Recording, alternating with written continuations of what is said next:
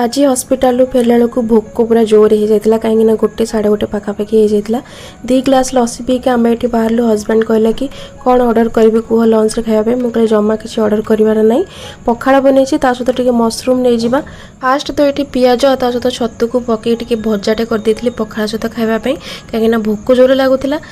PETA थंडा होगला संध्या बेलू टे रेस्ट नहीं कि भाविली जोटा चैलेंज एक्सेप्ट कर फुलफिल करी तो ये कौन कल सोरिष तेल टे जीरा पकईदेली छतु को पकईदेली छतु तो जानते प्रबल पानी बाहर पानी गुड़ा जो ड्राए होते पियाज पकईदे ट्राए करेंगे पियाजर क्वांटिटी और छतुर क्वांटिटी सामान रखापी